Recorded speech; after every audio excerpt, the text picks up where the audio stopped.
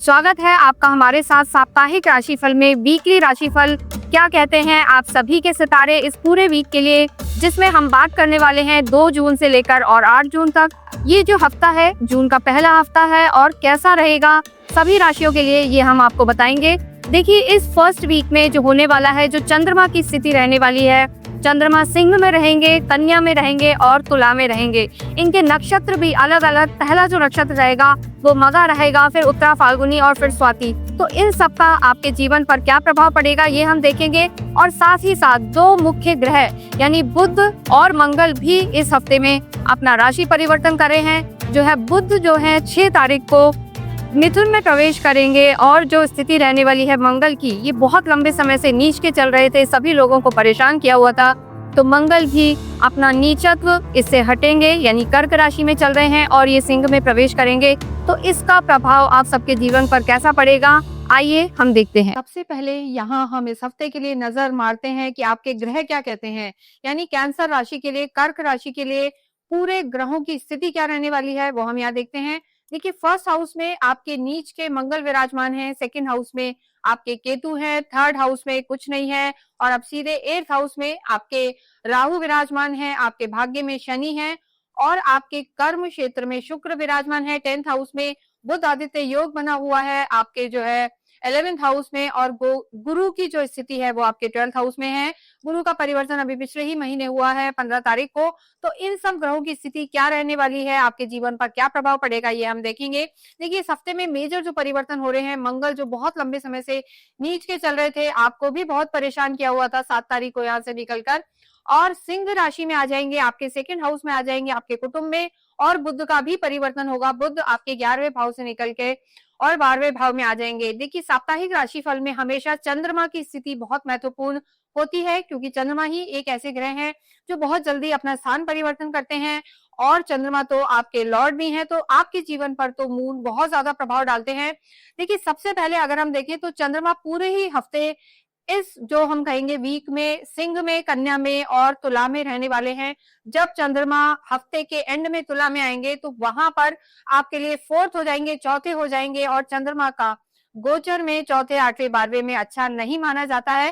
तो ऐसे में हम कहेंगे कि चंद्रमा की स्थिति जो 7 और 8 तारीख के हफ्ते के एंड में आपके लिए बहुत ज्यादा अच्छी नहीं है। तो कोई भी चाहे डिसीजन हो, चाहे आपके रिश्ते हो या हेल्थ हो, सब में आपको ध्यान रखने की जरूरत है। तो हेल्थ से सबसे पहले हम आपकी हेल्थ की ही बात कर लेते हैं। देखिए, स्वास्थ्य की अगर हम बात करते हैं तो सबसे पहले हम आपकी लगन को देखते हैं। लगन आपको खुद को बताती है, आपके व्यक्तित्व को बताती है, आपकी स्ट्रेंथ को बताती है, चाहे वो हेल्थ ही क्यों ना हो, मेंटल हेल्थ हो या फिजिकल हेल्थ हो। तो चंद्रमा ही आपके लॉर्ड है और मंगल नीच के चल रहे हैं। तो स्वास्थ्य की दृष्टि से अगर हम देखें तो राहु भी त्रिक भाव में है और गुरु भी त्रिक भाव में है और आगे 6 तारीख को बुध भी त्रिक भाव में आ जाएंगे, यानी 12th हाउस में आ जाएंगे। तो ऐसे में 3-3 ग्रहों का जो हम कहेंगे चौथे, 8वें, 12वें में आना बहुत ज्यादा अच्छे परिणाम देने वाला नहीं है। तो आपको जो हम देखिए, हफ्ते की शुरुआत में अगर बात करें 7 तारीख तक, तो मंगल आपके नीच के होके लगन में बैठे हैं, कहीं ना कहीं आपको मानसिक तनाव देते रहेंगे, बहुत ज्यादा थिंकिंग देंगे, चिड़चिड़ा सा बना देंगे कर्क राशि वालों को। तो अपने टेम्परामेंट को आपको कूल रखना है। उसका बहुत बड़ा रीजन है कि मानसिक तनाव ये हफ्ते में आपको रह सकता है। तो मानसिक तनाव ना रखिए, ओवर थिंकिंग ना रखिए। साथ ही साथ राहु भी आपके अष्टम में है, गुरु और बुध भी हो जाएंगे, तो पेट से रिलेटेड समस्या भी यहाँ पर इस पूरे ही हफ्ते नजर आ रही है। क्योंकि देखिए, बाद में मंगल थोड़ा सा हट जाएंगे, लेकिन चंद्रमा आपके वीकेंड में 7 और 8 तारीख को हम कहेंगे कि चौथे घर में रहेंगे। तो थोड़ा सा सिंक लो फील कर सकते हैं, उदास से हो सकते हैं और पेट की भी दिक्कत यहाँ पर नजर आ रही है। फैट इंक्रीज हो सकता है। अब ऐसा नहीं है कि एक हफ्ते में ही बहुत ज्यादा फैट बढ़ जाएगा, लेकिन कहीं ना कहीं इससे ये मतलब निकलता है कि अपने खान पीन का ध्यान रखें। पेट से रिलेटेड आपको प्रॉब्लम यहाँ पर नजर आ रही है। इसके अतिरिक्त अगर हम देखें तो ओवरऑल बहुत कुछ मेजर दिक्कत नहीं है, तब तक आपकी कुंडली हम ना देखें, क्योंकि बहुत कुछ आपकी कुंडली पर भी निर्भर करता है। आपको नहीं पता कि आपकी राशि कौन सी है, तो आप अपनी कुंडली खोलें और जहां भी वहां चंद्रमा बैठे हैं वहां नंबर 4 लिखा है तो आप कर्क राशि के हैं, कैंसर आपकी राशि है। तो ओवरऑल स्वास्थ्य का तो ध्यान पूरे ही हफ्ते आपको रखना है और सोच को पॉजिटिव रखना है, ये बहुत जरूरी है। जुड़े रहें, क्योंकि एंड में हम आपको ये भी बताएंगे कि आप अपने अच्छे स्वास्थ्य के लिए और क्या कर सकते हैं, तो वो भी अवश्य बताएंगे। इसके बाद हम बात करते हैं आपकी लव लाइफ की। देखिए लव लाइफ के लिए हमेशा काल पुरुष की कुंडली से 5th हाउस को देखा जाता है। ये आप स्वयं हैं चंद्रमा, और पंचम हाउस के लॉर्ड आपके मंगल है।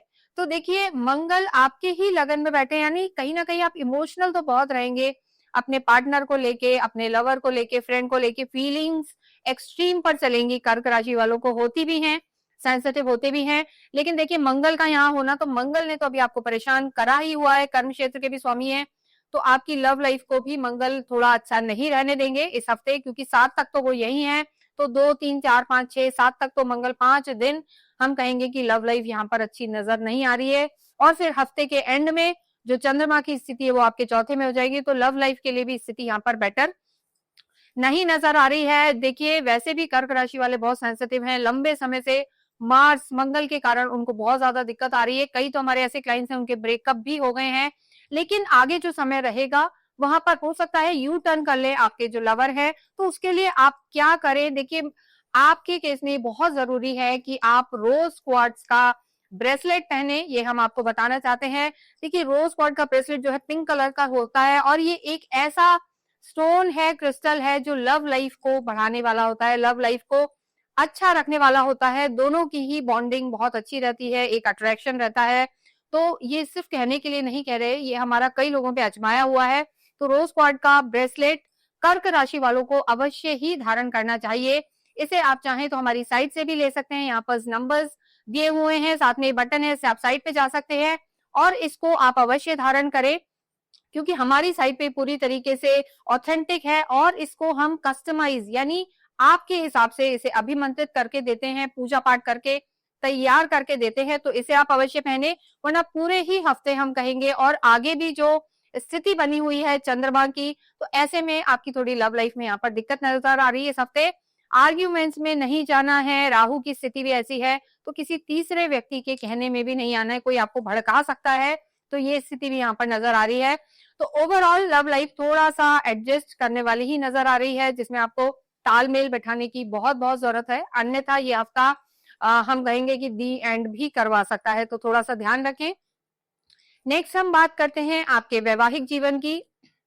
देखिए वैवाहिक जीवन के लिए 7th हाउस को देखा जाता है, शनि यहाँ के लॉर्ड हैं, तो शनि की स्थिति तो अच्छी है, भाग्य में चल रहे हैं, लेकिन मंगल यहाँ भी आपको दिक्कत दे रहे हैं।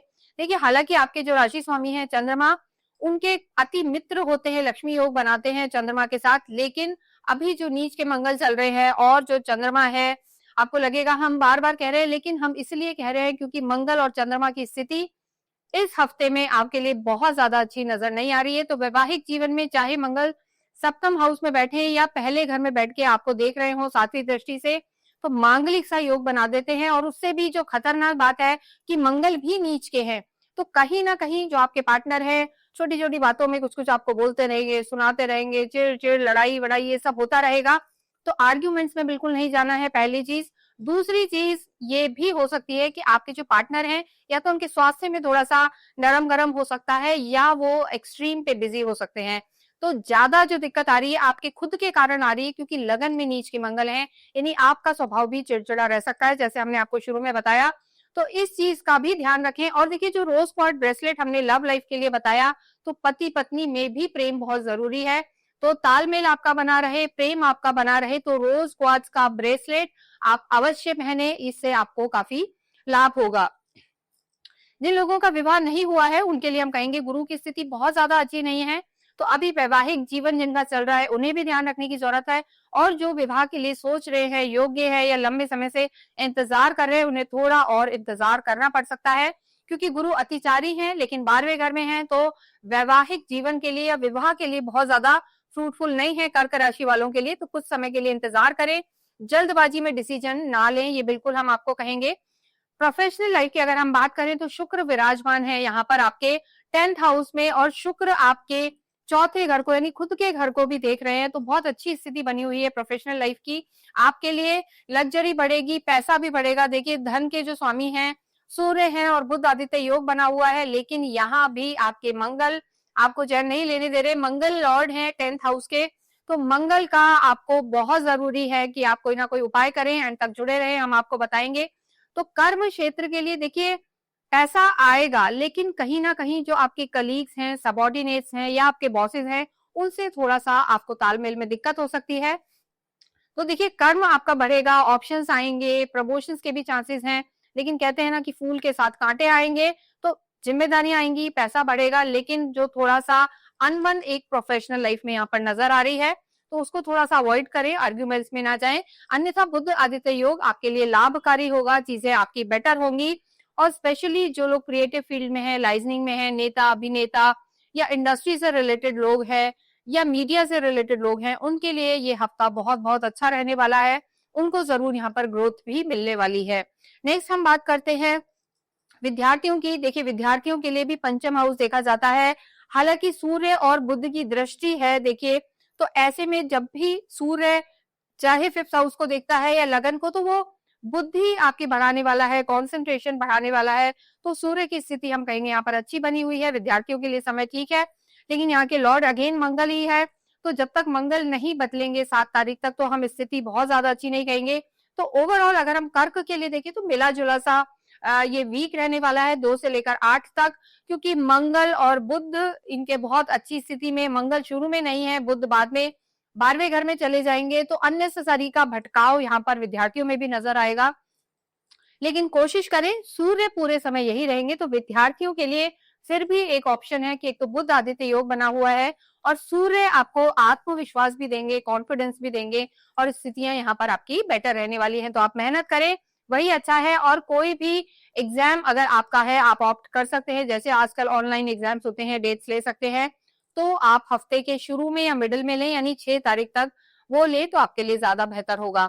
इसके बाद नेक्स्ट हम बात करते हैं आपके अध्यात्म की और आपके भाग्य की। देखिए आध्यात्मिक आप होते हैं, लेकिन अभी जो गुरु की स्थिति है वो आपके 12वें घर में है, मोक्ष के घर में चले गए हैं, तो आध्यात्मिक रहेंगे, ध्यान साधनाएं करेंगे।